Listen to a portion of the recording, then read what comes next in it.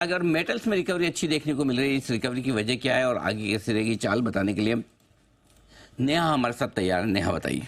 Sir, अगस्त का महीना metals के लिए बहुत जबरदस्त रहा है। इनफैक्ट अधिकतर मेटल्स अगर हम देखें तो जो मई के बाद जो सबने हाइज बनाए थे, मल्टी मंथ या नए हाइज भी हमने कॉपर में देखे थे, उसके बाद ऑलमोस्ट 24-25% का स्लाइड आ गया था। लेकिन ये अगस्त का पूरा महीना सबसे शानदार साबित हुआ है। अधिकतर मेटल्स में तो मई के बाद ये पहली मासिक बढ़त है जो वो रजिस्टर करेंगे। एल्यूमिनियम, जिंक इसमें टॉप परफॉर्मर्स रहे हैं।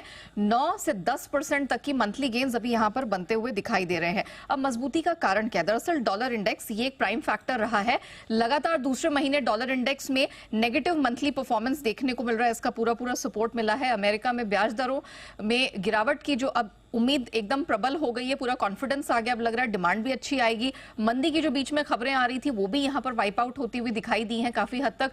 इन सबसे कॉन्फिडेंस बढ़ा है। प्लस भारत में इस साल की पहली छमाही में जो चांदी का इंपोर्ट है वो 700% बढ़ा है और माना जा रहा है कि इस पूरे साल में दुगना हो सकता है इंपोर्ट। 6,500 से 7,000 टन तक का इंपोर्ट्स देखने को मिल सकता है। बहुत जबरदस्त इंडस्ट्रियल डिमांड आ रही है सोलर पैनल और दूसरे एरिया से, जिसकी वजह से हम देख रहे हैं कि चांदी में भी अच्छे ग्रोथ प्रोस्पेक्ट्स दिखाई दे रहे हैं अगर कीमतों के हिसाब से देखा जाए। जिंक, एल्यूमिनियम ये क्यों पर्टिकुलरली चढ़ रहे हैं? सप्लाई के कंसर्न्स हैं। बोफा की एक रिपोर्ट आई है जो ये बता रही है कि नए माइन के प्रोजेक्ट्स बहुत धीमे आ रहे हैं और जो एग्जिस्टिंग माइंस हैं उसमें सप्लाई की दिक्कतें हैं वो बढ़ती चली जा रही है, कम हो रही है सप्लाई।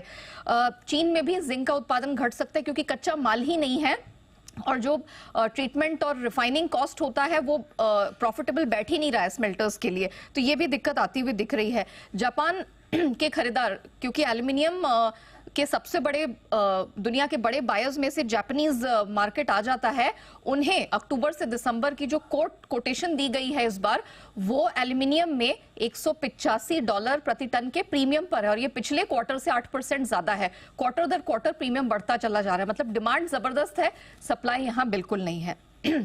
इसके मद्देनजर अब एक्सपर्ट्स मानते हैं कि सितंबर के महीने में और आने वाले महीनों में मेटल्स में स्ट्रेंथ जारी रहेगी। Motilal Oswal record high copper में बनता देख रहे हैं साल के अंत तक। $11,500 प्रति टन की बात कर रहे हैं। HDFC सिक्योरिटीज सितंबर के महीने में ही जिंक कॉपर में 4 से 5% की स्ट्रेंथ देख रहे हैं। बोफा $10,750 की बात कर रहे हैं आने वाले महीनों में।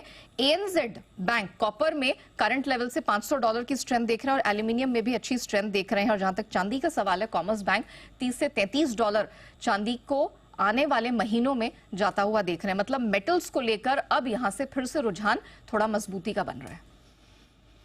मेटल्स में रुझान वापस मजबूती का बन रहा है। आज हम चुनिंदा मेटल स्टॉक्स में एक्शन भी बनते हुए देख रहे हैं। हिंदुस्तान कॉपर पर अभी आपके लिए मूव भी आती हुई दिखी है। सुबह सेल में भी थोड़ा एक्शन दिख रहा था, तो मेटल्स पर रखेंगे नजर।